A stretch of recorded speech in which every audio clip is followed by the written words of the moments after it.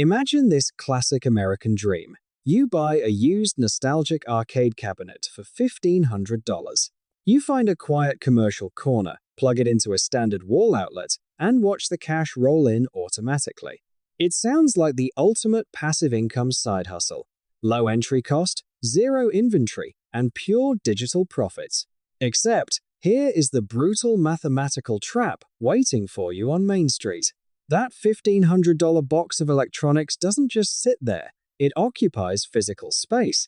And in the world of commercial real estate, physical space is a ruthless landlord that demands to be paid every single week, forever. To justify sitting on that specific patch of carpet, that cheap machine must bring in $300 to $400 every 7 days, week after week, month after month. It is a $1,500 asset, demanding 15 times its original purchase price every single year, just to earn the right to stay plugged in. If you think the arcade industry is about video games, that math makes zero sense. But the moment you realize that successful arcades are not in the gaming business at all, everything clicks into place. The industry was supposedly buried in the mid-1990s when home consoles like the PlayStation and Nintendo 64 brought arcade-quality graphics straight into American living rooms. Thousands of mall arcades closed their doors forever. And yet, if you drive through any major American suburb today, giant family entertainment centers, mega barcades, and multi-story gaming floors are opening up faster than ever before. So, here is the multi-million-dollar question. If the machines themselves are massive depreciating money pits, and the core gaming product was rendered obsolete 30 years ago, how is anybody making real money in this business today? The secret is that no profitable operator is selling pixels or entertainment. They are running a high-stakes, hyper-optimized real estate management firm. The video game is simply an elaborate emotional bait designed to make a human being stand in a specific square foot of a commercial building for a specific number of seconds. To understand why arcades live or die, you have to stop thinking like a gamer and start thinking like a commercial grocery store manager. In retail, every single inch of floor space is inventory. If a square foot of your store isn't generating active income, money is literally evaporating from your bank account every second the lights are on. Before an arcade owner plugs in a single game, they sign what is known in American commercial real estate as a Triple Net Lease, or an NNN lease. Under a standard residential lease, your landlord pays for property taxes and building insurance. Under a commercial Triple Net Lease, the tenant pays for everything. You pay the base rent per square foot, plus your proportionate share of the building owner's property taxes, plus the building's property insurance, plus the maintenance fees for the shared parking lot, the roof, and the hallways. In a standard suburban strip mall or suburban entertainment district in America, base rent alone easily runs $35 to $45 per square foot annually. If you move into a high-density urban center or a dominant regional shopping mall, that number easily climbs to $60, $80, or even $100 per square foot every year. Now, do the real-world math on a medium-sized American family entertainment center spanning 20,000 square feet. At a modest $35 per square foot in total occupancy costs, the owner is looking at over $58,000 a month in rent overhead before a single employee walks through the door, before paying a single dollar in electric bills, and before the first customer spends a dime. Once that reality sinks in, you realize why machine selection is a matter of life and death. Picture two machines sitting side by side on the showroom floor. On the left, you have a classic coin-operated cabinet like Pac-Man. It takes up roughly 6 square feet of space, barely enough room to stretch your arms. It runs on a tiny trickle of electricity, costs almost nothing to maintain, but it charges 25 to 50 cents per play. That price is permanently frozen because nostalgia customers refuse to pay more for a game from 1980. On the right, you have a modern, state-of-the-art 4-player racing or shooting simulator, featuring massive wraparound screens and theater seating. That monster machine costs $23,000 to buy up front. It eats up 60 square feet of prime floor space. It requires its own dedicated electrical line, pulling over 1,200 watts of power, more electricity than a heavy-duty window air conditioner. but it charges $3 per play. On paper, the flashy simulator looks like the clear winner because it generates higher revenue per transaction. But that is the ultimate real estate trap. Rent does not care how impressive your simulator looks on a Saturday afternoon. The 6-square-foot cabinet and the 60-square-foot simulator are not competing on which game is more fun. They are competing on rent efficiency per square foot. To make matters harder, American federal accessibility laws, specifically the Americans with Disabilities Act, mandate that commercial venues maintain clear, unobstructed walking paths at least 36 inches wide throughout the building, along with 5-foot turning radiuses at every major aisle intersection. You cannot simply pack machines wall to wall to maximize income. The local building codes will shut you down. This is why something as simple as moving a cabinet from a dead rear corner to a main aisle walkway can increase its weekly collections by 30% overnight. The game didn't change, the graphics didn't change, and the price didn't change. The only thing that changed was the machine's rent-to-revenue ratio. Inexperienced arcade operators almost always go bankrupt because they fall in love with big-ticket attractions. They go out and buy an $80,000 8-player motion simulator or a massive virtual reality setup, believing it will make them rich. What they don't realize is that big-ticket arcade hardware behaves almost identically to a Hollywood blockbuster movie on its opening weekend. When a brand new $30,000 cabinet arrives on the floor, it experiences a honeymoon period that lasts anywhere from 6 to 18 months. It's new, it's flashy, and lines form around the block. During those first few months, that machine might pull in $1,500 to $3,000 a week. The owner feels like a financial genius. Then, the local town runs out of people who haven't tried it yet. Unlike home console or PC games that receive free software updates and downloadable content forever, an arcade cabinet software is frozen in silicon the day it leaves the factory.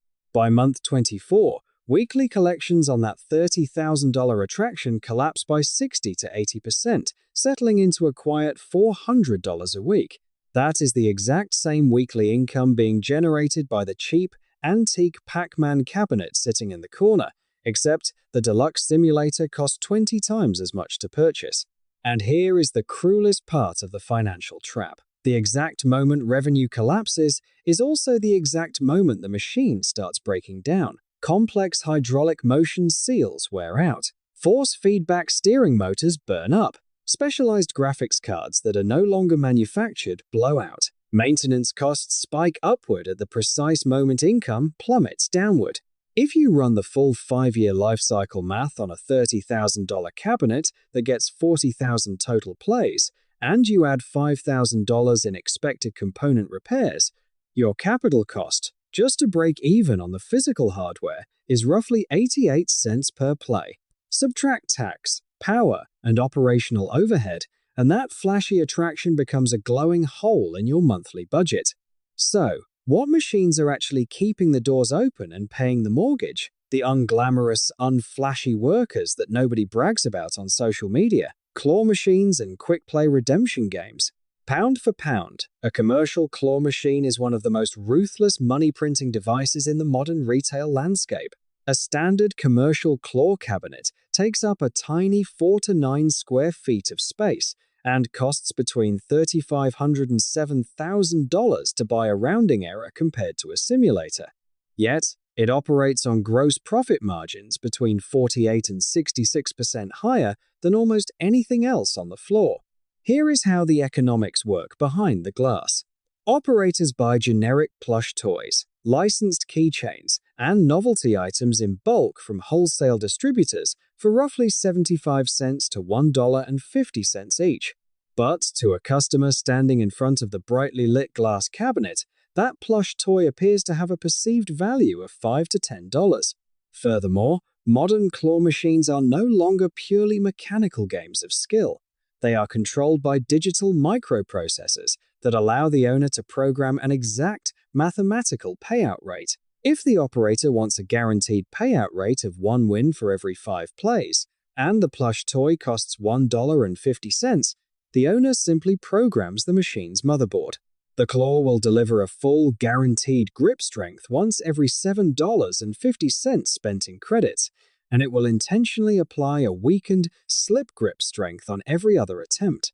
It isn't a scam. The operating settings are legally registered. It is simply finely calibrated probability, replacing luck. Combine that with quick-play redemption games like Down the Clown or Ball Drop Cabinets, which are engineered for a play session lasting only 30 seconds. A customer barely registers that they've swiped their card 3 times in 2 minutes. Before they know it, they've spent $10 to win 200 paper tickets. If you walk into any modern family entertainment center in America today, you will notice that paper quarters and brass tokens have completely vanished.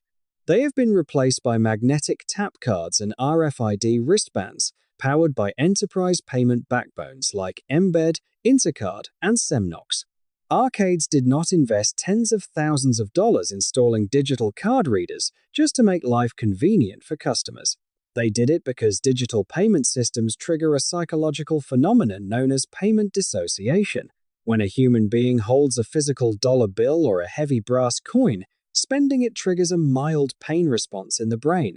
You physically feel the money leaving your hand. But when you swipe a plastic card to spend 20 credits, that psychological pain disappears. Credits do not feel like real money. On average, the moment an arcade transitions from physical tokens to digital tap-and-play card systems, gross collections immediately jump by 10 to 30% for the exact same games in the exact same room. On top of that, card systems unlock a secret, highly lucrative revenue stream that sits quietly on the balance sheet: breakage. Breakage is the industry term for money that customers load onto a card but never actually spend before walking out the door. A family visits an arcade on a Saturday, loads $50 onto a card, spends $42, leaves $8 in unspent balance, drops the card in their car's glove box, and forgets about it forever. Across the entire American arcade industry, unspent card balances average 10 to 15% of every single dollar loaded into the system. Think about what that means for the business owner.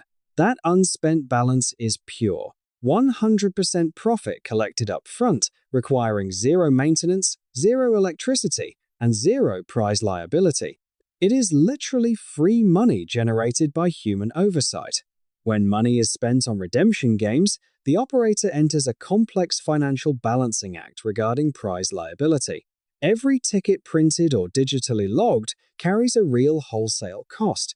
Industry standards value a single redemption ticket at roughly half a cent in wholesale prize value. If a customer swipes $2 to play skee ball and hits a 500-ticket jackpot, that single play generates $2.50 in prize liability for the store owner. That single swipe lost the owner 50 cents before factoring in rent, power, credit card processing fees, or staff wages. To offset this, operators design their redemption prize counters using classic pricing strategies borrowed directly from retail psychology. Cheap novelty prizes, like plastic rings and candy, are marked up 2 to 3 times their wholesale value in ticket cost. High-ticket electronics, like video game consoles or iPads, sit behind the glass, marked up at a much lower ratio. Those expensive electronics are not meant to be redeemed. They are static psychological bait. They sit behind the glass to create a visual aspiration, drawing players back onto the floor to spend $50 more in swipes just to earn the final few hundred tickets needed for a prize. To appreciate how resilient this business model is, you have to understand that the traditional American arcade came within an inch of total extinction between 1994 and 2005. For 20 years, arcade operators held an absolute monopoly on cutting-edge visual and audio processing power. If you wanted to experience mind-blowing 3D graphics or high-fidelity sound, you had to go to an arcade because home hardware couldn't compete. But then, within a single console generation, that gap vanished. The release of the Sony PlayStation in 1994, the Nintendo 64 in 1996, and the PlayStation 2 in 2000 brought arcade-quality experiences directly into American bedrooms. Simultaneously, the traditional American shopping mall began its long, painful decline. Neighborhood arcades that relied entirely on teenager foot traffic in mall food courts saw their customer base vanish overnight. Thousands of venues filed for bankruptcy and closed permanently. In Japan, arcade giants like Sega and Bandai Namco saved their market by building multi-story urban gaming centers focused on rhythm and card-based experiences that couldn't be replicated at home. But American operators didn't have that option. To survive, American operators had to completely reinvent their core business model. And their solution was simple: food and alcohol. If you look at the financial statements of modern megachains like Dave & Buster's, Main Event, or Round One, you will discover that they are no longer gaming companies. They are high-volume casual dining restaurants and sports bars that happen to feature games in the back. Look at how the revenue breaks down for a typical corporate quarter in this sector. Amusement and gaming collections generate massive gross margins, often exceeding 90%, because once a cabinet is paid off and installed, operating it costs almost nothing beyond electricity. Food and beverage sales operate on lower gross margins, typically around 75%, due to food ingredients, kitchen labor, and spoilage. So, on paper, video games look like the main profit engine, but games alone are wildly volatile. An arcade floor is packed on a rainy Saturday night, but completely dead on a Tuesday afternoon. Food and alcohol smooth out that revenue volatility. A high-end kitchen draws in the weekday corporate lunch crowd and evening sports fans who have zero interest in playing video games. More importantly, serving alcohol fundamentally transforms the economics of customer stay duration. Statistical data shows that a guest who orders a craft beer or a cocktail stays in the venue 20 to 40 minutes longer than a non-drinking guest. Every extra minute a customer remains in the building increases the probability that they will walk back over to the gaming floor, load $20 more onto their play card, or buy a round of appetizers. Add in private corporate events and birthday party packages, which are prepaid, high margin, and scheduled during normally dead weekday hours, and you have a diversified hospitality engine capable of surviving almost any economic storm. Even with a successful food and beverage model, modern entertainment center operators face a relentless wall of macroeconomic headwinds. During the global shipping and supply chain disruptions of recent years, the cost of ocean freight shipping containers moving from manufacturing hubs in Asia to American ports skyrocketed from standard pre-pandemic rates of around $1,400 per container to peaks exceeding $5,000. For an arcade owner waiting on a custom-built simulator from overseas, that freight spike added thousands of dollars in unplanned costs before the machine ever processed its first transaction. At the same time, rising commercial electricity rates and minimum wage hikes pushed operating overhead higher across the board. A single modern racing simulator pulling 1,200 watts adds $60 or more to the monthly electric bill. Multiply that across a floor with 50 machines, and utility costs quickly rival rent. Yet, operators cannot simply double their game prices to compensate. Because arcade entertainment is a purely discretionary expenditure, consumer demand is highly price elastic.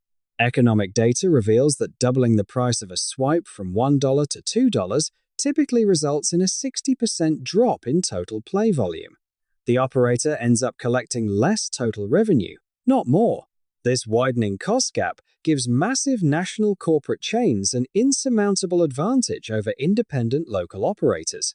When a giant franchise orders 200 machines at once from manufacturers like Raw Thrills or Bandai Namco, they receive massive volume discounts, priority manufacturing slots, and favorable financing terms that small operators can only dream of. So, how does an independent entrepreneur survive in this industry without millions in corporate backing? They use the ultimate economic loophole: nostalgia. This is the financial genius behind the exploding retro arcade and barcade movement across America. The target customer isn't a 10-year-old child hunting for cheap plastic toys.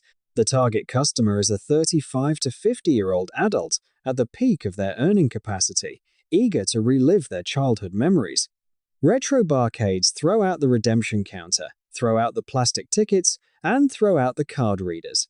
Many charge a flat cover fee of $15 to $20 at the door for unlimited free play on classic cabinets all night. That single operational change completely eliminates prize liabilities and inventory management costs.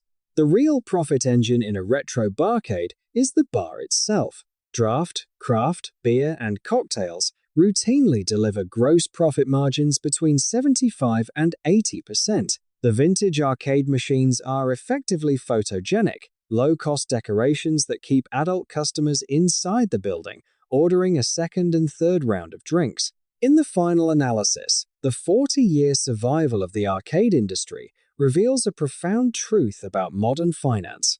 The product was never the game. The machine is simply a physical anchor designed to hold a human being in space and time.